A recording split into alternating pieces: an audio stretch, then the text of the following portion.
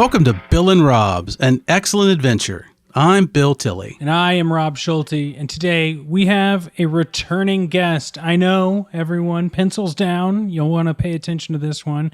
If you listen to our episode on Garfield's Thanksgiving, maybe one of our highest downloaded episodes of all time, you already know that we've got an expert in our midst. It's Mike Bedard. Mike, Cinema Singularity is the handle, and Mike is the guest. How are you?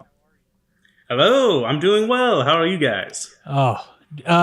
We're advanced. We've got a shiny new hue to us, and we're in this new series. We just finished up our first series of 2024, Lady Killers, and now we're on to RoboCop. And Bill is thrilled. Bill's a car guy, so this is kind of a mix between both of us. It is, and I'm especially thrilled because not only is our catalog diverse, we have guests whose IMDb page of Bill and Rob's would say things like, last episode, Garfield's Thanksgiving, this one, RoboCop 2. It's an amazing leap. Quite the departure, yes. Yes. Yes.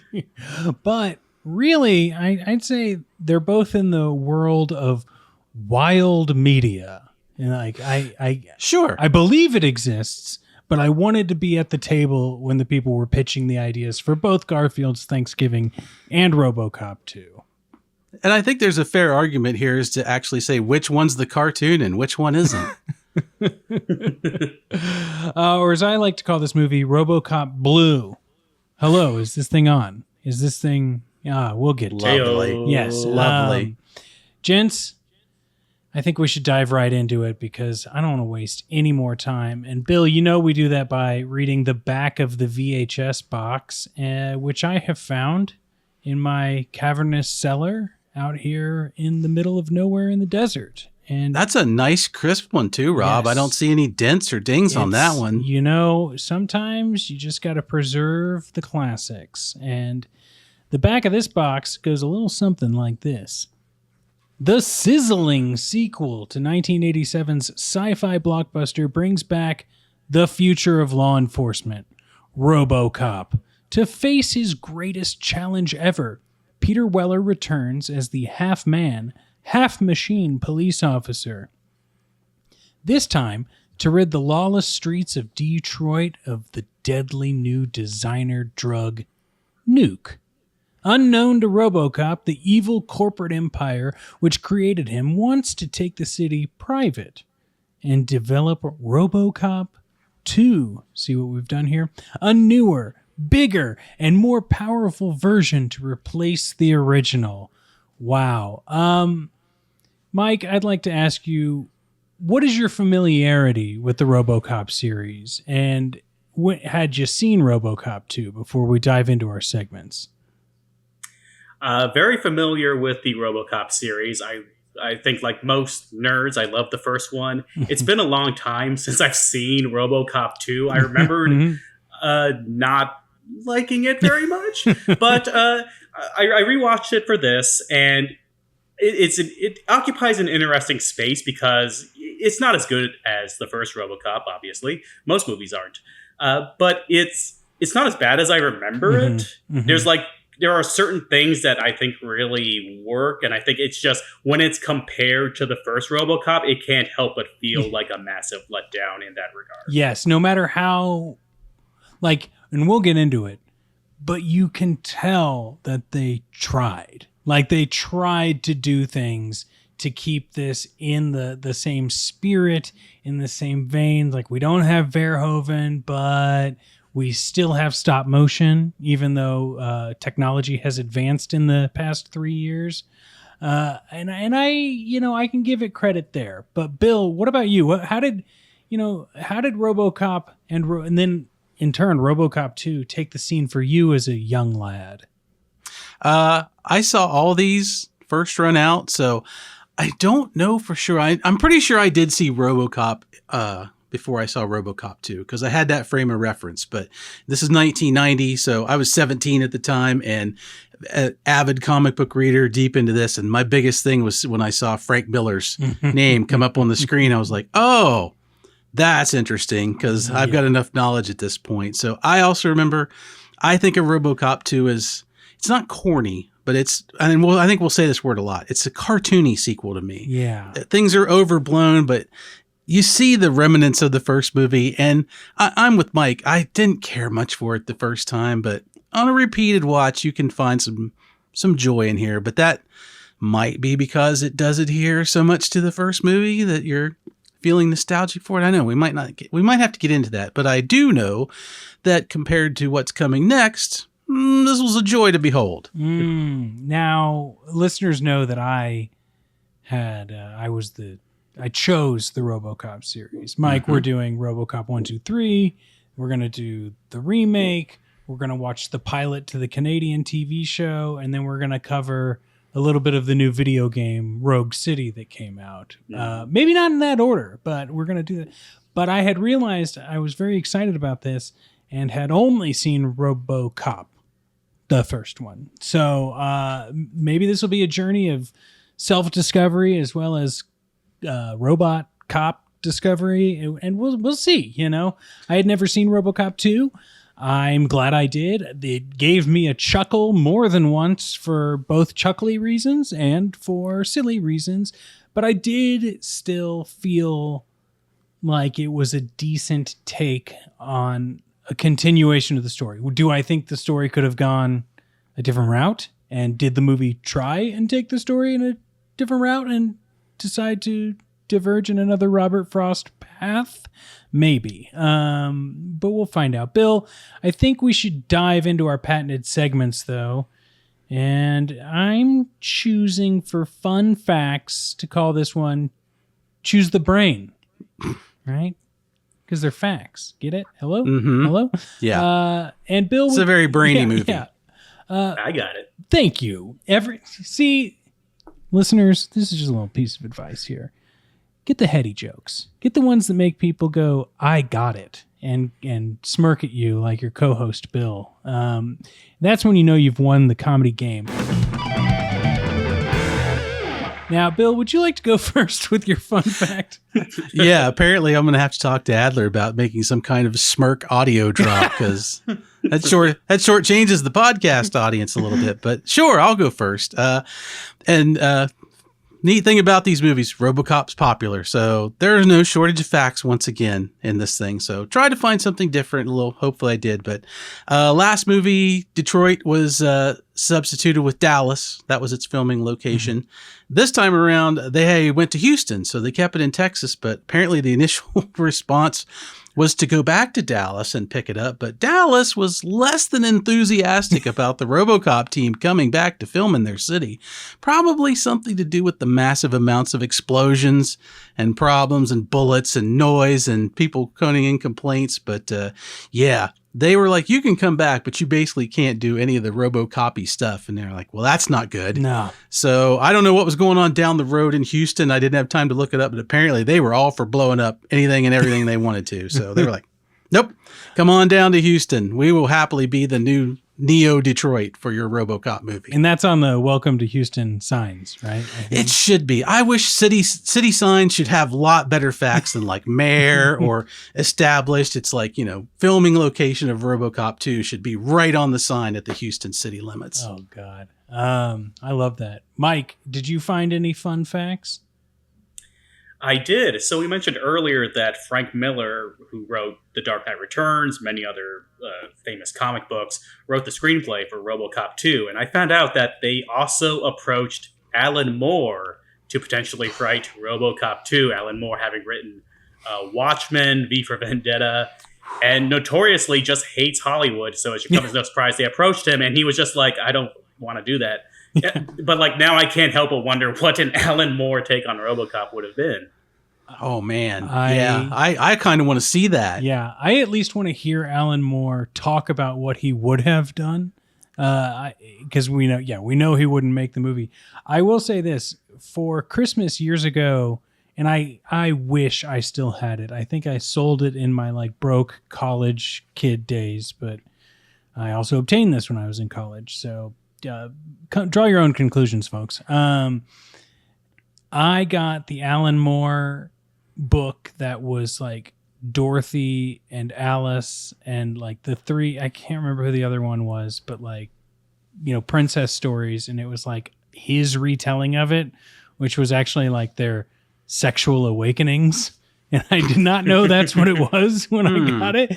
And to have that now would be amazing. And I can only imagine if a RoboCop Alan Moore story was like some government allegory and also RoboCop's sexual awakening, I think would be amazing. Because I'm also a huge fan of Alan Moore's Swamp Thing, which I could see this being like the urban Swamp Thing something or other. But that's great. That's great. I can guarantee you that the RoboCop data spike would no longer come out of his hand if Alan Moore wrote the script. I found out that you remember the scene in this movie when the RoboCop's kind of like malfunctioning, or that they did the committee of like what they wish RoboCop would be and make him more peaceful, and he's like helping the kids, they're spray painting him, everyone's hating RoboCop. He then sees the guy smoking and like just fires bullets around his head and thank you for not smoking. That was actually used as a PSA before movies, like that whole season. Like they cut that into a because some theaters you could still smoke in 1990, and this was that wave of like, actually we're just going to cut smoking out of like every public building, and that was the PSA, and I love that.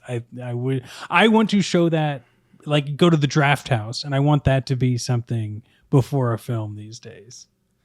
Such a different time that we lived in, where somebody just looked at that piece of film and went, that's cool. Yeah. Let's just use it for this. No thought at all about its social or political implications. Yeah. I love it. What a heady time. I like that how that was the precursor to the Nicole Kidman AMC ad. Like instead of like going out of your way to film this thing with Nicole Kidman, it's just like, yeah, let's just cut the RoboCop 2, and that's how we'll introduce people to this movie. That's completely unrelated to RoboCop. We like doing reboots. Let's get Nicole Kidman on the phone and redo this with her in the armor, or just the gun, just the gun. Yeah. Bill, what's your other brainy fun fact? So we marked last time about the RoboCop suit. Of course, it's the first movie and all the stuff they had to do to get it through.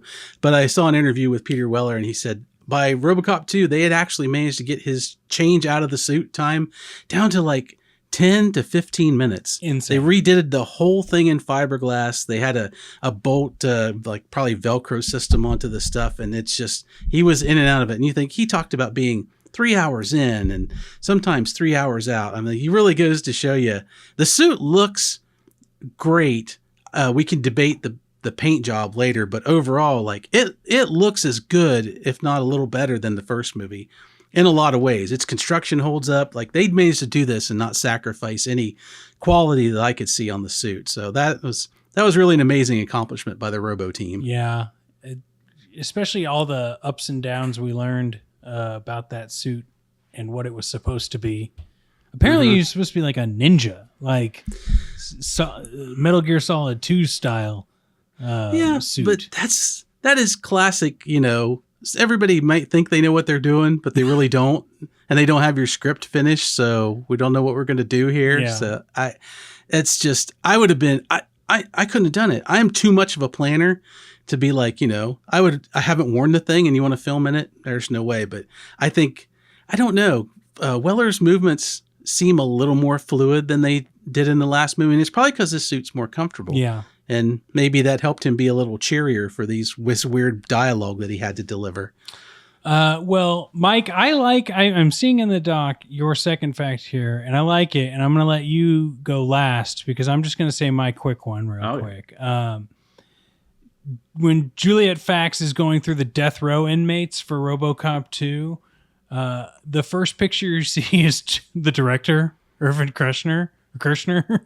And I missed that first time around. Maybe because I am not used to seeing him in his sleek 1990s look and not his headshot we see nowadays. Always love to see Easter eggs, even if you don't know they're Easter eggs at the time. Yeah. And I wish I could find and do a featurette of the commercial for the guy that loses the account and commits suicide at his desk. And there's a picture behind him of what is supposed to, I guess, be his daughter. I want to know, who is this girl? Yeah. Does she now know that that's her in the picture? When they watch this movie, she's like, oh God, that's my photograph every time. What's her story? It also makes me think of the Simpsons. Is it the 138th special episode where they give fake facts about the Simpsons? And they they say when Maggie gets scanned that the checkout number is NRA forever. Whoa. I believed that for longer than I should have as a kid. But nice. Well, but Mike, tell us your last brainy little fact here. This is kind of fun. Yeah, my last fun fact has nothing to do with RoboCop technically, but I used to work at a bookstore in Woodland Hills, California, and one of my coworkers was in an art history PhD program with Peter Weller. People may not know this. Peter Weller actually has a PhD in art history. I believe he got it in like 2014. Incredible. Which would have been, so I worked there like right before then. And so I don't know like why Peter Weller like called a store. My coworker's phone was like broken for a period of time. And they were, do you still have homework in like PhD programs? They had to like work on something together. Yeah. So every so often, Peter Weller would call the store, and if I was at the register, I would answer, and then I would just hear RoboCop on the other end of the phone say, like, is so-and-so there? And I'd be like, yeah, hang on a second. And, like, I would have to, like, waver down to be like, you have a phone call from Peter. You have 20 seconds to answer this call. That's awesome.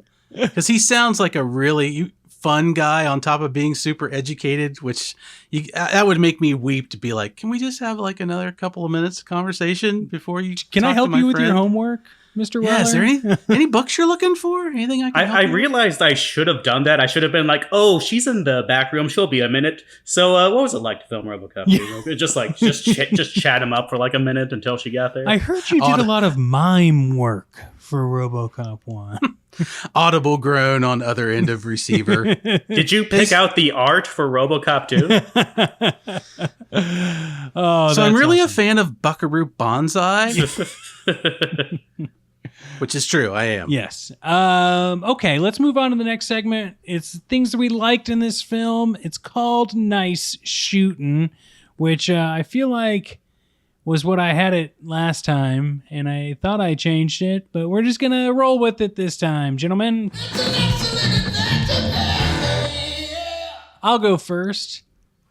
I love, and I said this at the top, the titular RoboCop 2 still uses stop motion, and you know that that's a decision because they also throw in the Lawnmower Man-esque graphics for the Kane face from time to time whenever we get that. So they wanted to do reboot style animation, but someone was like, it just looks terrible. We must at least go back to the Ed 209 stop animation for this. And I think it was a good choice. Bill, did you like the stop animation as well? Did you want to see it take the stairs?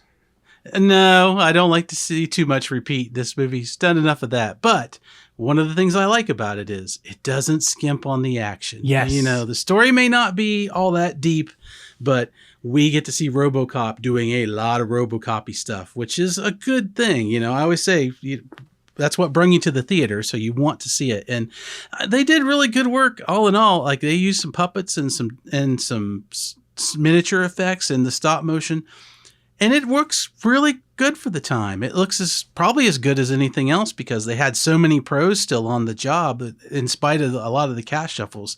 I think a lot of the team that actually did the work stayed on board and they just kept plugging away. And for what it is, like RoboCop 1, it doesn't give you a lot of Ed 209 and he's your main mechanical antagonist. So his real opposition is Boddicker and Jones and they're human. But this time we get to see him really duke it out with some very odd looking machinery, but machinery nonetheless. So I love that part. Yeah, same. Mike, how about you? What's something that you liked about it?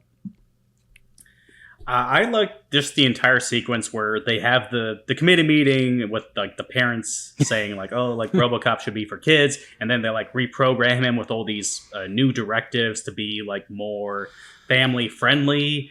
So he's like he drives the speed limit, and I really liked it on this second watch recently because it kind of like this meta commentary on what RoboCop was at the time, because this came out in 1990. I think 1989 was when the first RoboCop cartoon for kids came out. Yes. And even then there was like lunchboxes for RoboCop. Like he was like, it's like in the first RoboCop was like an R-rated, like very violent social satire movie, like not for kids, but like kids, was like marketed kind of towards kids. And so like having that whole sequence feels like it's kind of commenting on that of like, oh, well, if you actually made RoboCop for kids, he would suck. And no one wants that. And then like he gets electrocuted or whatever and like goes back to being RoboCop. And it's kind of like just like, nah, yeah, we're not going to like make RoboCop for kids. Like we're just going to have him like shoot people and like be a badass. Well, and not only that, the kid in this movie hates RoboCop and shoots him in the head. Like, and the other kids spray paint him, you know?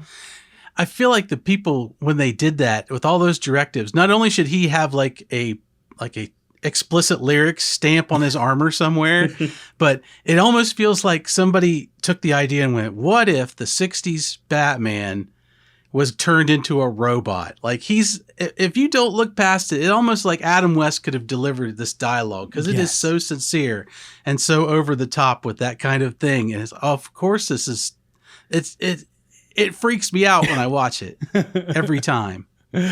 Bill, what freaks me out is that you still have a like left. What do you got? Well, let me reach down to my thigh as my fact comes out of my gun holster and shoots it off. All right, this is a family show, Bill. Well, you know, ask Alan Moore about that. We'll have him rewrite the whole thing. I like Dan O'Herlihy. I think he's so much fun to watch. He was great in the last movie as the old man. Comes in this movie, still doesn't have a name. Love that they just kept that up. I have a feeling they just went, hey, after the first movie, we never gave him a name. I'm like, just keep it. It's great. Like, he doesn't, for me, nail sinister villain. And that's a little thing I'll probably get to later about how this movie's laid out. But he does really act the crap out of everything that he's got on screen. He plays his part so straight with just glimpses of over-the-top kind of mania to sort of, I guess, maybe anchor himself in the kind of movie this is. But he does the thing by playing it straight of giving you the illusion of reality, air quotes, of this universe. And his moments, like when he screams out, behave yourselves, as RoboCop and RoboCop 2 are fighting out, like you could see that. That's his character. He's just like, I've had enough of this. And as he walks out of the building, he gingerly but purposefully steps over a lady's body laying in the doorway. He doesn't look down. He doesn't really register. He's just like, nope, don't have time for that. I mean, it's just so bad that it's good. And you really like watching whatever he does with this dialogue, because part of me is like, I don't remember the movie well enough to go if he's going to go over the top on this one or if he's going to play it cool. So that was the great part. The only thing that really struck me is I got to wonder what it was like when they said, you're going to do a scene in the hot tub with Belinda Bauer. And this is what it's going to look like. And he's like, okay, I guess that sounds fun. Yeah, I totally get you. And I'm going to pull an audible, Bill, because I also originally had one that's like, I kind of like that they made the old man more of a direct villain in this one. But I also kind of like him just being the sinister head of a company. So part of me doesn't like that. So what I'm going to go with my other like is, you also saw it in Teenage Mutant Ninja Turtles, which came out the same year, I believe, 1990. The like kids who are bad have like the coolest place to hang out. Like I want to go to the arcade that they're all hanging out that RoboCop tries to bust. I want to go to the Foot Clan lair in Teenage Mutant Ninja Turtles. I want Sam Rockwell to give me menthol or extra strength cigs. I want these things that these kids have, and you know what? If it also gets me off the streets, maybe it's not all that bad. So I just think the way they represented these things in early 90s movies of like the bad kids hanging out at the arcade. And it's like, you're actually making this look really cool. Quick question. Are there any good kids in this movie? Aha. Every child on screen is psychotic. Yeah. It's part of the culture they're growing up in, Bill. I guess so. I guess the only good kid is Murphy's original son, and he's only good because he rides his bike past camera and does nothing else for the rest of the movie. So if he's bad, we don't see it. But these kids are wildly homicidal. Oh man. Well, Mike, what's your other like for this film? I also like, and this might sound strange, but I like the horrific sequence where they're like showing the video footage of them trying to make other RoboCops. Yes. And then these other RoboCops just like immediately like scream and kill themselves. Rip their own heads off. The first one finds like a gun and like shoots people and then itself. And then the other one like tries to like tear its head off and you see like the skull. I don't know. We kind of touched on this where it feels like RoboCop 2 is trying and failing to kind of match the heights of the first RoboCop, but that sequence feels like RoboCop to me. It's like, oh, this is like very dark, like actually diving into like, and confirming that like Alex Murphy is just this like anomaly. Yeah. But like if you try to do this again, like of course, like they would just be like, what is this? It's this weird like body horror, cosmic horror type of thing. Yeah, totally. I love that sequence. It really, I think it set the tone for what the movie could be, right? And I think it misses the mark, and I'll have more on that in a little bit. But, I believe our buddy Graham had told us that and I think this is also in his Letterboxd review, that, going off of your thought there, Mike, his trajectory for RoboCop 2 would be to have Lewis then become the next RoboCop from the first movie, right? Like she gets injured, now they're like a buddy cop team of RoboCops. And I feel like if that would have been the route, like you could actually lean into more of the tone, doing more of the same but different, like they like to tell you in Hollywood. But I love the nugget of this scene. Yeah. I could see it because that's where I would have figured RoboCop 2 would have gone. Like, in the movie, and they've got the technology, they can build more RoboCops. Of course, they'll be different. And, it can't all be good. Like, it's a horrible transition. What could go wrong with this? Murphy trying to become more of his old self, new people coming in and getting it fresh.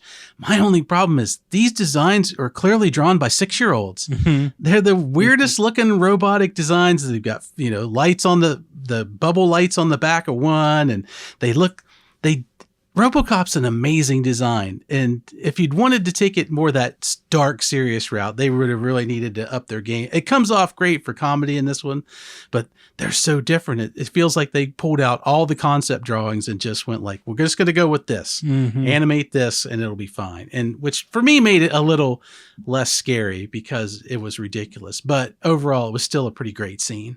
Totally, but not everything was great in this film. And, beauty's in the eye of the beholder, and so are the dislikes, which I'm calling, isn't it a school day? Because we all hate school. Hello. You can't see it, but right now Mike is spray painting on the back of Rob with his paint can. Yeah, well. As he slowly turns the knob on the hydrant. It is what it is. Okay. And you know what, Mike? Why don't you go first on this one?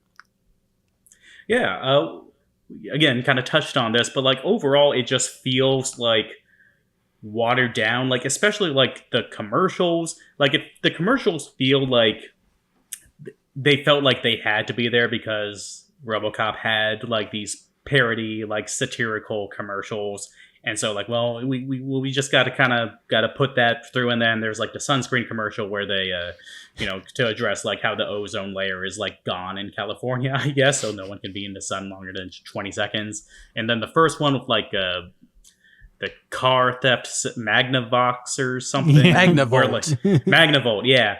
If like someone steals your car, they just like get electrocuted, and it's like it's kind of like it's fine, it's whatever. But like it just feels like it's like, okay, you're trying to like get to that RoboCop level, and it's just, again, and so much of RoboCop is just Paul Verhoeven, and I think Irvin Kershner is a good director, but like just I don't know, it's such like that singular Verhoeven vision, and it just can't reach it. Yeah, especially like starting with that commercial for the movie it's too far. The suicide one is also like, I hate to say it, but like silly, but it does kind of feel like a dystopian commercial you might see. The one where it's like, you try and steal my car and we'll just kill you with the service. It's just like, I see what you're doing, little over the top. This was also the era of The Club, which was huge. So I get the attempt at satire. It's just not nearly as good as saying that Reagan's Star Wars system accidentally malfunctioned and killed a population of California or whatever it was. Yeah, I think we really see the lack of the original writer's vision and Verhoeven's vision, because he'd said in the earlier interviews about how, like, I show the world as I see it and as it could be, good or bad.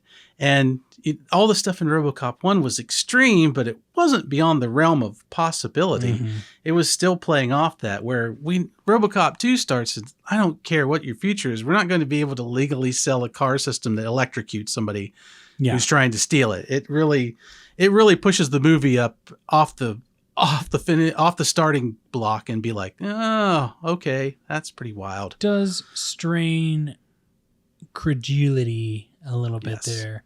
Another thing that, something I didn't really like here, and it's in that same tone, but there's like a subtlety to the first movie. Like, it's very over the top in a lot of ways. And we talked about the quote where it's like fascism for liberals that the producer said. But there is like a little bit of like, if you are ignorant, not stupid, to certain like cultural issues, political issues, whatever, you could see RoboCop as just a fun action movie with some silly scenes in between. Even with a little bit of more knowledge, some things could still go under the radar for you. That's completely void in part 2. Like, what you see is what you get. These commercials are a total example of that. The scene of all of the, they tell you, in the scene you're talking about, like, it's fun. They're trying out to make RoboCop 2, but they're also just telling you why they're not working. She wants to get another RoboCop. She's in Faxx is head of the department now, and she's going to get the guy addicted to drugs, because if he's addicted to drugs, then we can control him. It's like, okay, you're painting it on pretty thick here, and I just needed a little bit of subtlety for it.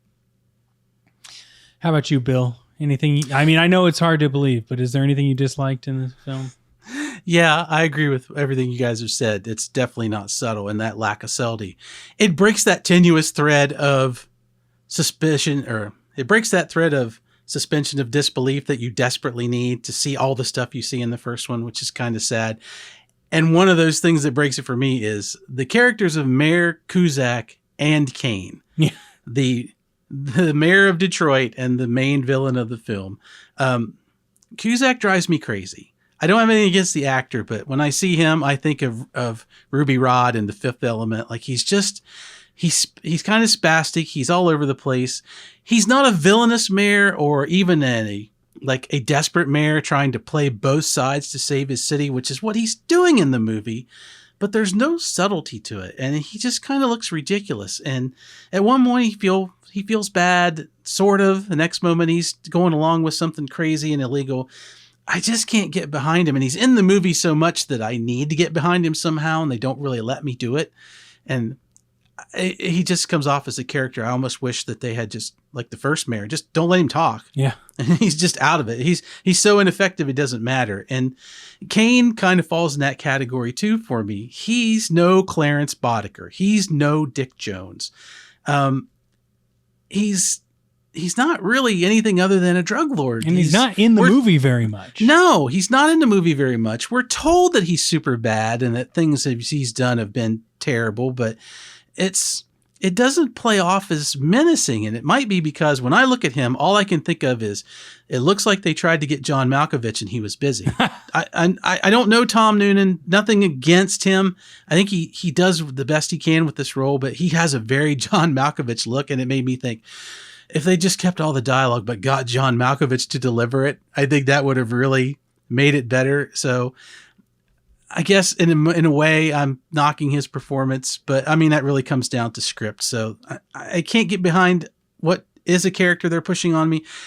And I can't get behind the major villain of the piece. I guess OCP in its structure is always a villain, but there's like the street level villain and that's who he plays. And I don't think he's very effective at the part. And I think this is a good time to point out, we talked about Frank Miller.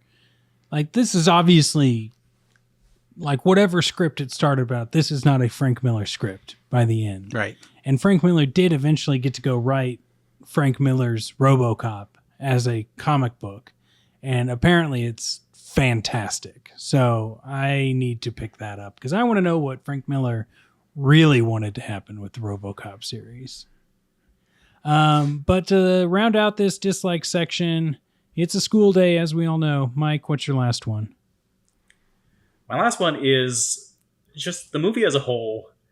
Like, nothing really changes. Like, everything is just kind of resolved.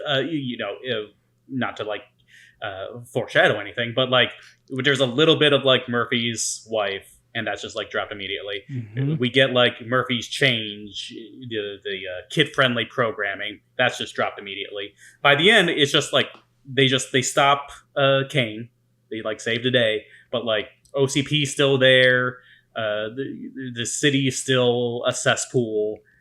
It's just kind of like nothing really happened. Yeah. Like, ultimately, I mean, yeah, there's a big shootout, but it's just kind of like, it feels like the movie spins its wheels to kind of keep things going. Maybe that's where like the Frank Miller screenplay influence comes from, because it does almost feel like that a 4 or 5 issue comic book where it's like where you have the running thread of Kane throughout. Yeah. But issue 1, you have the thing with his wife. Issue 2, you have the kid friendly, and then there's kind of like a little piece to like each of these parts, and then like the one driving force, but that driving force is kind of ultimately, like, in the grand scheme of Detroit and RoboCop, just kind of passed away, and it's like, well, we're just gonna have to do this next week, I guess. Yeah. And I think you make a really good point that like it is like set up in like an arc form. Like, it could be a comic book like Frank Miller, it could be a mini series, it could be all of these things. But like, yeah, the problem is that they don't actually close out half of the things they start. And that's my big thing and I'll just use the example of Murphy's wife and kid. Like legitimately, like, that is our driving force for the first like 15 minutes of the movie. And you think there's going to be this anything that happens with it, but no, it is immediately dropped. And really, like, I watched this movie in 2 sittings, and the second half when I was watching it, I was like, oh, I'm waiting for this thing to come back with his wife. Didn't that just happen? Nope. And maybe you could help me, guys, because I've seen this movie a few times. The bit with the wife, they have him in the cage and they're telling him, you can't keep going by your old house. It's not your house. You're not a human, blah, blah, blah. She sees you. She's going to sue us. And then she's just there in the police station. Like, they brought her there. They were telling him not to go see her, and yet they brought her to the station so this could play out. And she weird. Wants to, when no one's around, she's like, are you there or whatever? And he gives her the like cold, I'm cold. This was made in the honor of your late husband. And then he like sees her through the window. She's like, no, I must go back in there. And so it's like, what story are we telling here? Yeah. it's such a letdown because there's so much emotion that was brought up in this first movie and so many consequences that they could have weaved these together, and it just didn't happen. It makes me sad. I see. But Bill, did anything else make you sad? Yeah, and I'm with all of you, of course. So the stunted development of this movie frustrates me. And somebody actually put together a video that's like comparing all the similar elements from 1 and 2. Like there's so many trips to the factory. He gets torn apart. He gets dumped. He gets put back. This happens. There's, right down to OCP's desire to build a second city, which they don't call Delta City for some reason. Like you got to the end of the last movie and did you just reset and we're going to do this all over again with the model and everything? But the biggest thing that got me out of this movie was I missed the Dick Jones, Bob Morton dynamic. Yeah. The old man and Johnson and Faxx, their interplay is no substitute for this because those two were battling out in a corporate way. And that was the whole part of the satire and the humor and the fear that Verhoeven used with these actors in this script. It's like, they are corporate rivals. Everything they're doing, they're not murderers per se. They're not out to kill a bunch of specific people or take out a specific place. They're trying to gain a boardroom position. And this is RoboCop, and everything that happens around it is the fallout of that position. Now, of course, Dick Jones does get to commit murder at the end, and that's what drives him over the edge. But this gave everything this real malevolency, and almost it's one of those things you could see like, okay, this is standard corporate power brokering taken to the extreme. This is terrifying. And all that gets played for comedy this time around, for the most part. And that's where I say Dan O'Hurley, he does his best with what he's got. But, it's Johnson. Johnson was comic relief before. So not having that there and making it so over the top, and then having the moments just like, having Sergeant Reed and the cops are still relatively realistic. It's all juxtaposed and just seems out of place in it. It just jars me out of the movie every time. But there needs to be a real bad guy like a Dick Jones in this movie, which there isn't really one. And that, I think, is its biggest suffering. Yeah. One thing that I'm going to say is an honorable mention to my dislikes, but I feel like the movie doesn't have a clear point it's trying to make the way RoboCop 1 did, so I'm not going to say this is a total dislike, but like it's very interesting to see that RoboCop and Lewis are scabs at the beginning of this movie. Right. That is barely addressed. Yeah. Like your entire union is on strike and you still have to catch the drug dealers living on the street. Yeah. I weep for Nancy Allen in this movie because Lewis is criminally underused in this movie. They just give her next to nothing to do, really. She needed a kick-ass moment to go along with this. Even if she'd been, it would have been neat to see her have a meeting with the other officers and talk about what this is all about. But that just didn't fall into the plan. Yeah, it doesn't really, like, Lewis scabbing does it. Like, RoboCop, I don't know. I guess you could say, like, well, he's programmed to scab or something. Right. But, like, Lewis? Like, why? What? Like, they're going to kick your ass when the strike's over. What are you doing? Yeah. Well, and there are police officers. Some of them didn't strike, and some of them did. Like, you're never really given... I mean, you get the whole, we're cops, we don't strike, but some of them did. So that was an odd dynamic that played out very strangely on screen. Another thing that's like, that could have been a great, like, 2 arc of the whole... trade paperback that comes out of Frank Miller's RoboCop. Mm-hmm. But, we're not going to get into the interpolitics of police unions on this podcast. That's for our other podcast, everyone. We'll show you the link if you email us. But we are going to talk about one of our last segments on this show, and that would be the things we found amusing, and it's the thought that counts. I will go first on this one, and I am definitely going to point out that when RoboCop and RoboCop 2 are fighting on the large building and fall off, we get a whistle sound like Wile E. Coyote falling off of a cliff on the cartoons.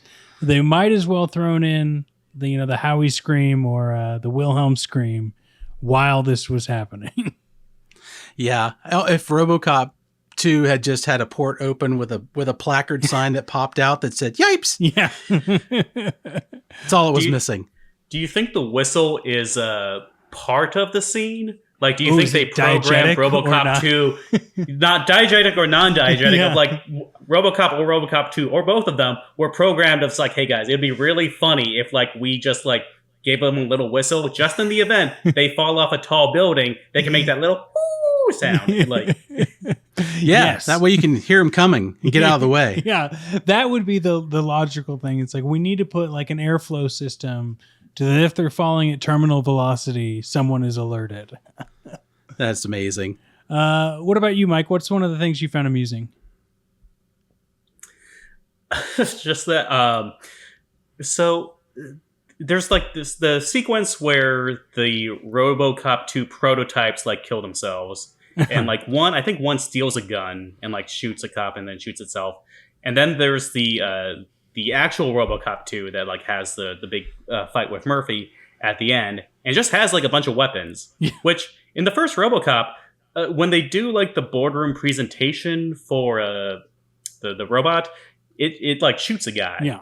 Like they just gave it ammunition, like when it was just supposed to do like a prototype demonstration, and that obviously went badly. And now when they're working on the RoboCop 2s, it's like there are still just like guns around, and they still give them weapons when it's like, hey, maybe like let's make sure these things work before having guns anywhere near them. Like let's just because this is obviously like has gone badly.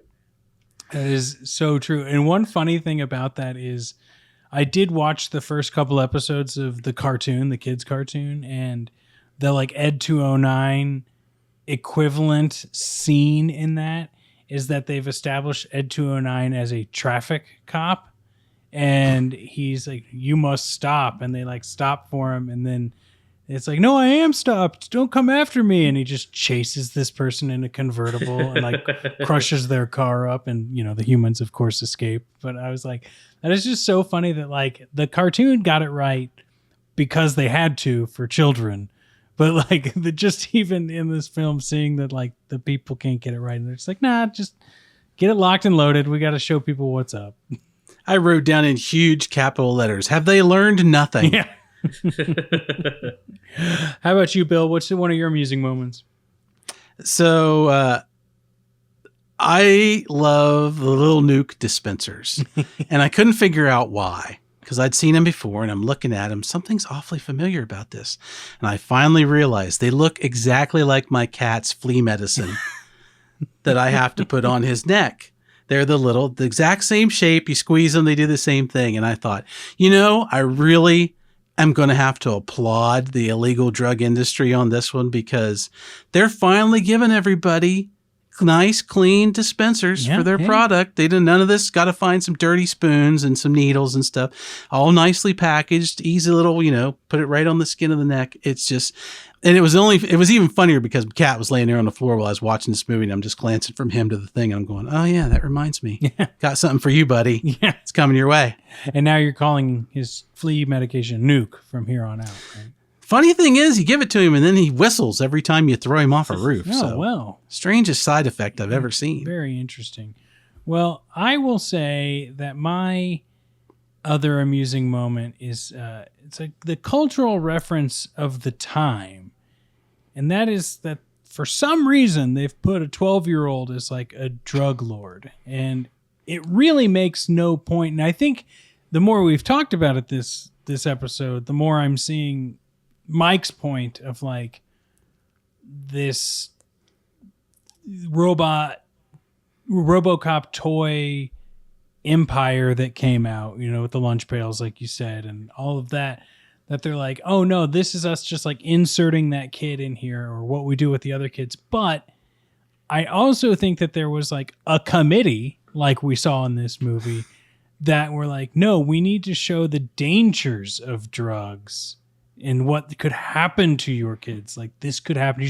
Not only could your kid get addicted, your kid could live a life of crime and run an underground syndicate at some point. Wouldn't you hate that, parents?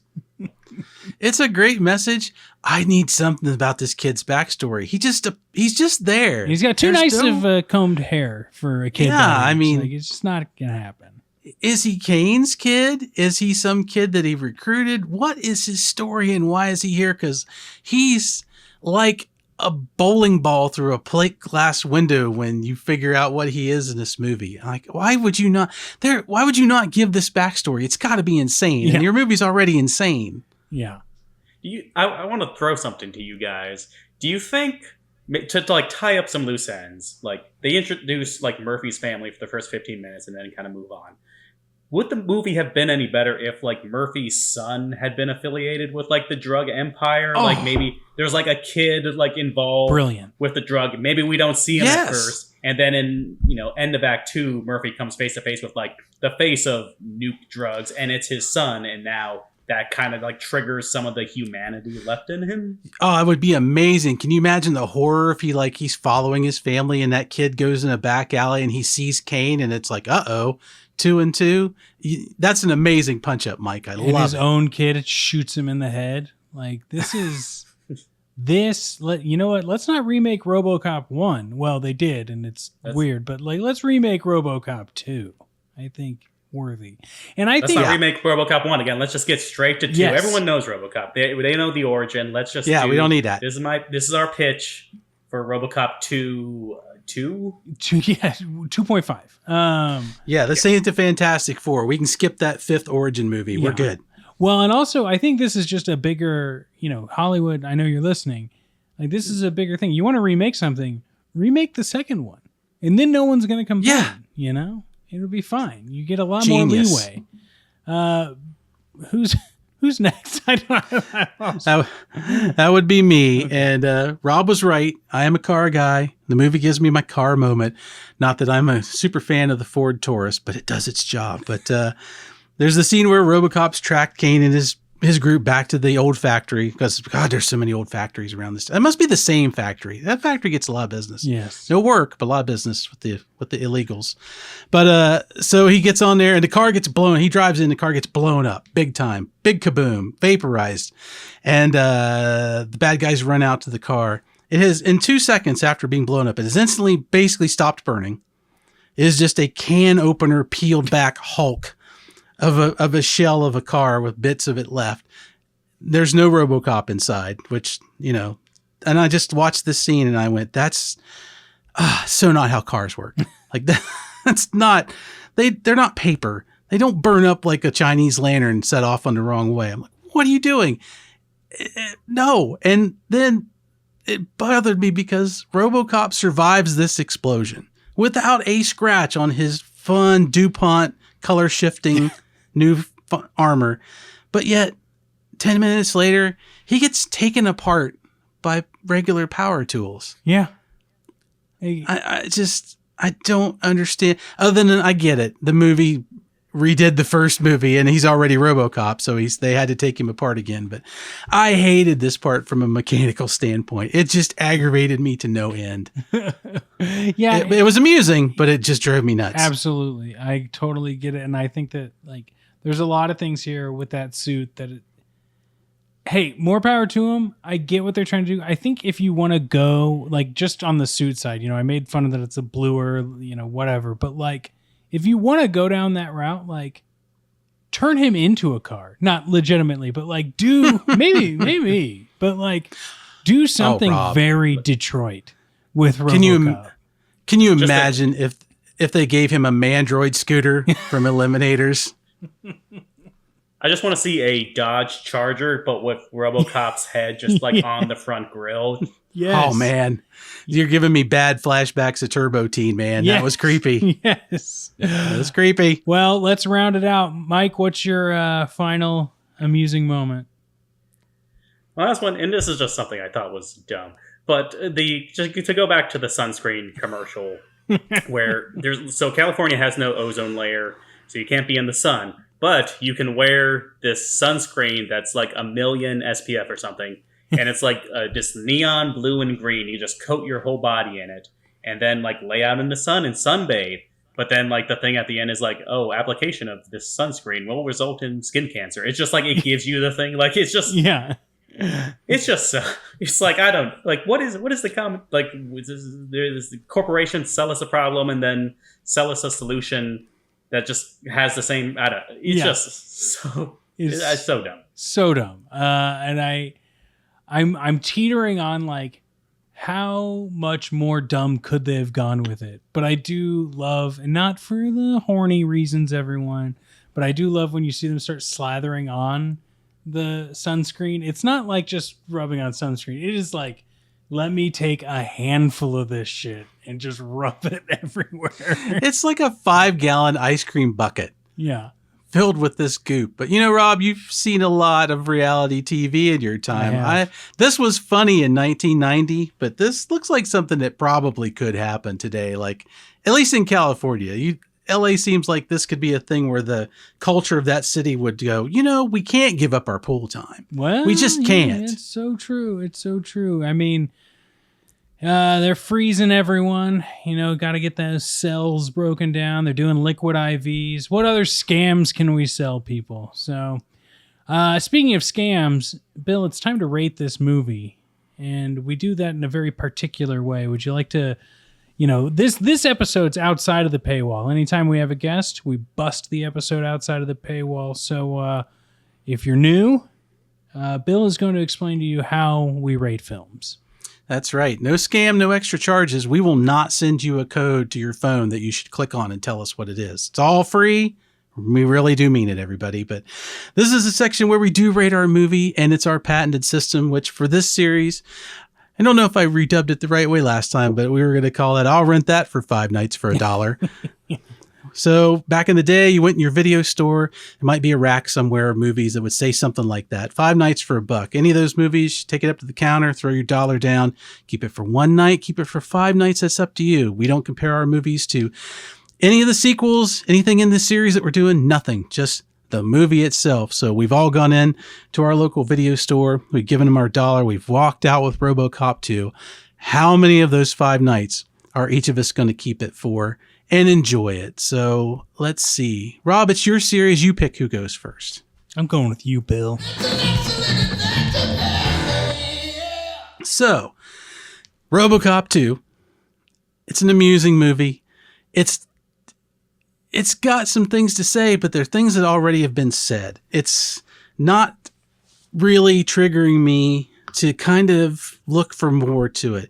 If I disavow RoboCop 1, and I try to do that when I watch these movies, you can't help but compare them in some way, but back in the day, I remember a lot of stuff about this movie the first time around. And while I love the action of it, even if it's cartoony, it's still 90s extreme. This is the beginning of the extreme era, and you can see some of that coming through.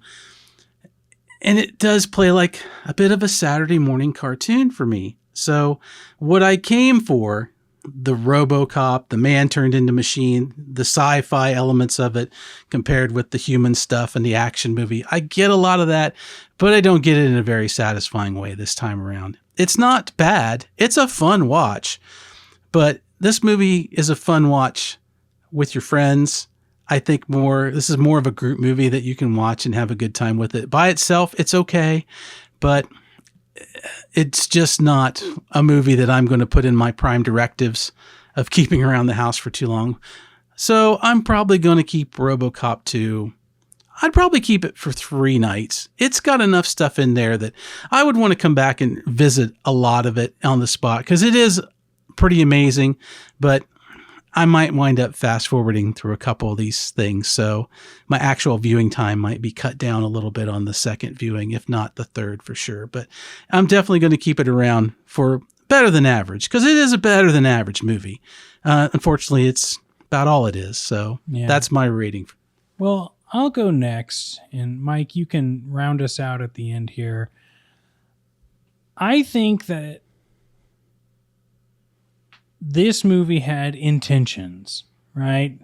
But the road to hell is paved on good intentions. And this one, the intentions, I believe, were there, but I would have liked to see it more directly approach one idea or two ideas rather than just throwing in a bunch of ideas.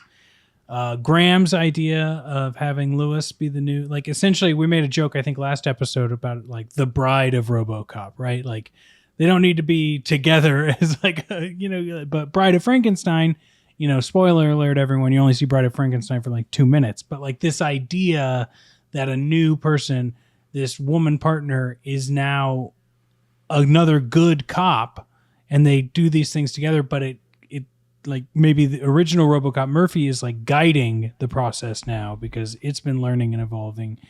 And I would have loved to see then the antagonist sort of plot motivator be a satirical yet serious kind of take on the quote war on drugs, right? And how ridiculous that whole propaganda situation was in the early 90s and 80s, right?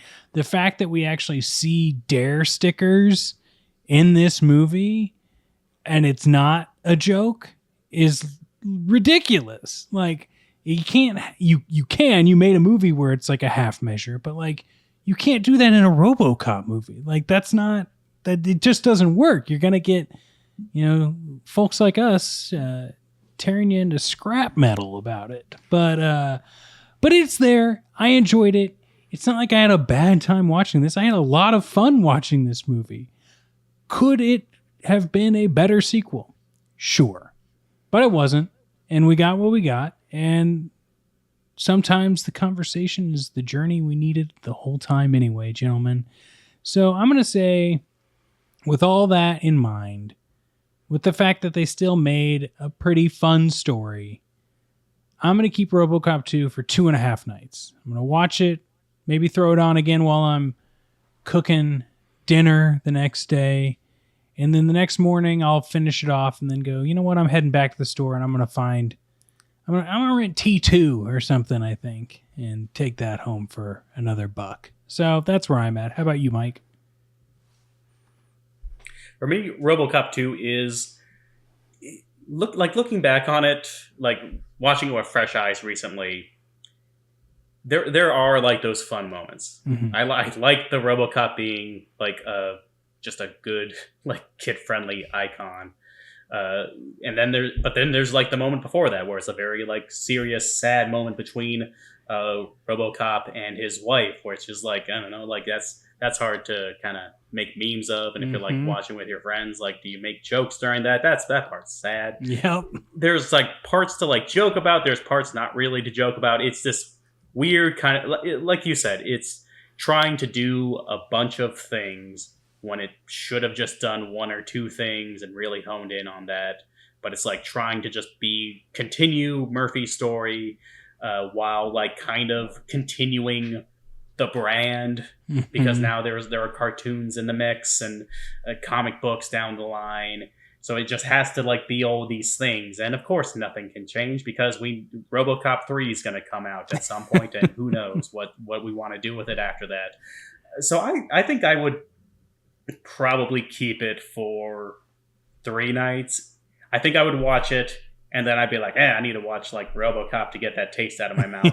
And then like after seeing RoboCop, it's like maybe I was too harsh on RoboCop 2. Maybe I should give it another shot. And then I'd give it another shot, watch it that second time like I recently did, and be like, okay, it's not great, but maybe some people are too harsh on it. Yeah, that's fair. Totally fair. Well, Mike, I am so happy you were able to join us on another episode, and you're welcome back anytime. This has been a blast. Would you like to let everyone know where they can find you if they want to see your media takes? If you want to see more of Mike Bedard's media takes, follow me on TikTok at cinema_singularity. Do not write out _ You can probably just type cinema singularity into TikTok. I don't think anyone else has as needlessly convoluted a name as I do. You'll probably find me. So cinema singularity on TikTok is where you can find me. I'm on Instagram, but you don't need to follow me there because I don't do too. That's just my stuff. You don't need to be involved in that. Has there been any series you've done recently that you found that sparked some sort of joy as of recent over on TikTok? Anything surprising jump out to you? Just since we talked about it in this episode, I recently did a series on TikTok of movies that weirdly got cartoons and spoke about the RoboCop cartoons. Yes. That there was like one in the 80s and then another one like in the late 90s, I think. But a weird trend of like R-rated movies, because there was a Rambo cartoon as well. That was basically just G.I. Joe, but with Rambo. So yeah, like a bunch of like very, very weird cartoons in the 80s and 90s. They were just chasing any IP they could get. But that was, I did that series like a month ago or something, like right before you had contacted me about, about doing the podcast. So I was like, well, I know the cartoon. Happy to rewatch RoboCop 2 for this. That's awesome. Yeah, I last year I believe I watched the Rambo cartoon Christmas episode where like I believe someone kidnapped Santa Claus or something. It was very, very good, and I highly recommend it. Bill. Wait, so in the world of Rambo, there's Santa? Yes, exactly. So when you're watching Rambo Last Blood and he's just like mowing down the cartel, there's just Santa also like in the North Pole doing that's wild. He's digging his fingers into that guy's wound by the truck, and Santa is putting John Rambo on the naughty list at the exact same time. He's like Santa's writing his name on the list in bullets and gripping his microphone and going, Rambo, I'm coming for you. With Rambo, Cole. you did me a solid that one time, but rules are rules. You murder 50 people in an afternoon. You go on the naughty list. I'm sorry. It's the way it is. Hey, Bill, who else do we have to thank so we can call this a night? Well, we have to thank the always talented Rob Adler for editing our show, taking our voices, making them sound great. You always sound great. The fact that he can do that for me is a miracle. We treasure him. And if you like the show, a large part of what you're hearing, the reason why you like it is Rob's hard work. So thank you, Rob Adler. Yes. Not me. Rob Adler. Rob Schulte just sits here and makes jokes and goes, hello. Thanks, Rob Adler. And thanks, patrons. Everyone who supports the show and gets all of our paywalled episodes and our Pumpkin Spice podcast episodes. We really appreciate it. Be on the lookout for new shows, series, everything that we do over there. But of course, like I said earlier, anytime we have a guest as good as Mike Bedard, we bust him out of the paywall. So there's much more where that comes from. And we will see you next time on Bill and Rob's An Excellent Adventure.